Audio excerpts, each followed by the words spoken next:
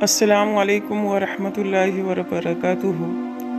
قال رب اشرح لی صدری ویسر لی امری واحلل عقدۃ من لسانی یفقہوا قولی۔ آج ہم جانیں گے حضرت ابراہیم علیہ السلام کے 3 جھوٹ کے بارے میں، اس کی اصلیت کیا ہے۔ جب قوم میلے میں جا رہی تھی اور حضرت ابراہیم علیہ السلام کو جانے کے لیے کہہ رہی تھی تو ابراہیم علیہ السلام نے کہا انا سقیم، میں بیمار ہوں۔ جملے میں ایک انسان خالی ذہن سمجھ سکتا ہے کہ اس میں جھوٹ کا شائبہ ہے، کیونکہ اس میں ذکر علت تبع کا ہے جس کو ابراہیم علیہ السلام ہی خوب جان سکتے ہیں۔ اس میں دوسرے کو خواہ مخواہ شک اور تردد کا کون سا موقع ہے؟ حتیٰ کہ ایک شخص ظاہر بھی نگاہوں میں تندرست نظر آتا ہو تب بھی ضروری نہیں کہ وہ واقعی تندرست ہو ہی سکتا ہے۔ اس کا مزاج کسی وجہ سے حد اعتدال پر نہ ہو اور ایسے تکلیف میں مبتلا ہو جس کا اظہار کیے بغیر دوسرا اس کو نہ جان سکے سمجھ سکے، تو یہی ان کا اظہار کرنا تھا کہ انی سقیم، کیونکہ حضرت ابراہیم علیہ السلام جو ہے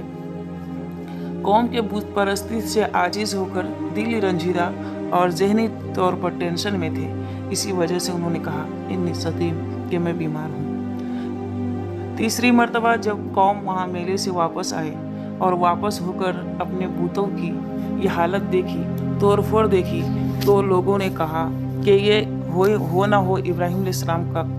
ہو سکتا ہے، ایک شخص ہے جسے ابراہیم کہا جا سکتا ہے اور یہ کام انہی کا ہوگا۔ تمام لوگوں نے پھر ابراہیم علیہ السلام کو بلایا۔ جب ابراہیم علیہ السلام لوگوں کے سامنے آئے تو لوگوں نے ذکر کیا، دریافت کیا کہ اے ابراہیم، کیا تو نے یہ کیا ہے؟ تو ابراہیم علیہ السلام نے یہ بل فعل کبیرہم، کہ بلکہ کیا اس کے بڑے نے۔ ابراہیم علیہ السلام نے یہ جواب دیا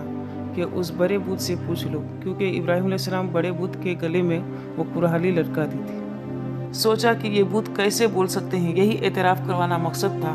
ابراہیم علیہ السلام کا یہ مقصد نہیں تھا کہ وہاں پر بتوں سے پوچھ لو اور وہ بولتے ہو۔ ابراہیم علیہ السلام اپنے اوپر سے یہ الزام کو بھی ہٹانا نہیں چاہ رہے تھے، بلکہ ان کے اس مغالطے کی جواب دہی کرنا چاہتے تھے جو ان میں بتوں کے وجہ سے ان میں مغالطہ میں پڑے ہوئے تھے اور بت پرستی میں ہماتن لگے رہتے تھے۔ تیسری مرتبہ جب حضرت ابراہیم علیہ السلام ابو ہریرہ رضی اللہ تعالیٰ عنہ سے متعلق ہے، جس میں مذکور ہے کہ ابراہیم علیہ السلام جب مصر سے گزر ہوا تو انہوں نے مصر پہنچنے سے پہلے ہی اپنے جوزہ مطہرہ حضرت سارہ علیہ السلام سے یہ فرمایا کہ یہاں کا بادشاہ بہت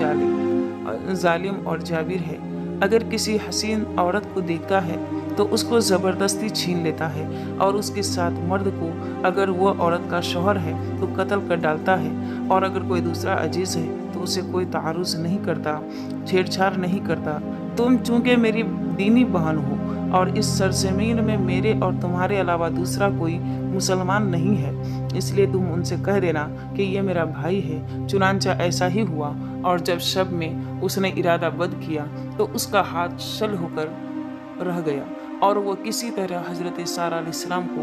ہاتھ نہ لگا سکا۔ یہ دیکھ کر اس نے سارہ علیہ السلام سے کہا اپنے اللہ سے دعا کرو کہ میرا ہاتھ درست ہو جائے تو میں تجھ کو رہا کر دوں گا۔ سارہ علیہ السلام نے دعا کی، مگر اس بدبخت نے ارادہ بد نہ بدلا، دوبارہ اس کا ہاتھ پھر شل ہو گیا۔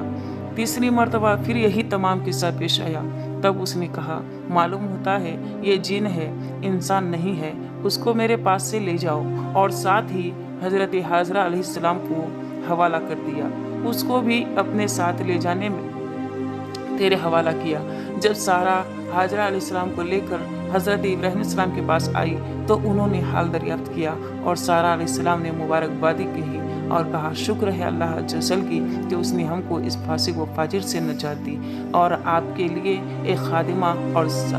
دے دی۔ اس مضمون کے احادیث کی کتابوں میں منقول ہے، مصنف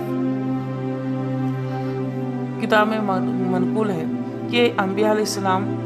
عصمت نبی کے لیے ایک ضروری صفت ہے،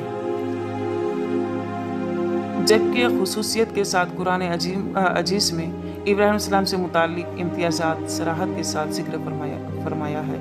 تو پھر ان کے ساتھ صورتاً بھی کسب کی نسبت نہیں ہو سکتی، اور یہاں پر یہ تینوں باتوں کی جھوٹ لوگ سمجھ سکتا ہے लेकिन इसको झूठ नहीं कहेंगे बल्कि तौरिया कहेंगे कि मुखातब कुछ और समझ बैठे और मुतकल्लिम का मुराद कुछ और हो। यही बात यहाँ पर थी कि इब्राहिम अलैहिस्सलाम अपने दूसरे मुराद ले रहे थे और दीनी बहन कह रहे थे और बादशाह समझ बैठा ये इसकी बहन है, हकीकी बहन है। लेकिन उसके बावजूद बादशाह ने बहन समझा, उसके बावजूद अपने अकीदा बद से बेजार न हुआ,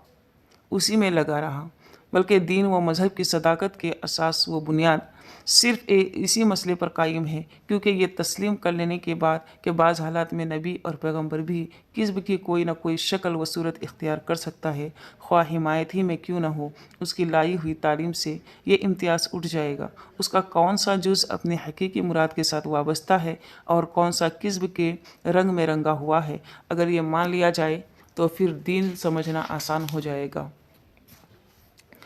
इस्मत पैगंबर अपनी जगह गैर मुतसलसल है और गैर मुतबद्दल अकीदा है, इसलिए बिलाशुबा इस अकीदे की सदाकत पर हर्फ गिरी का बास है। वो खूब अपनी जगह या काबिल रद्द इनकार है, अपनी सेहत ताबीर के लिए जवाब दे।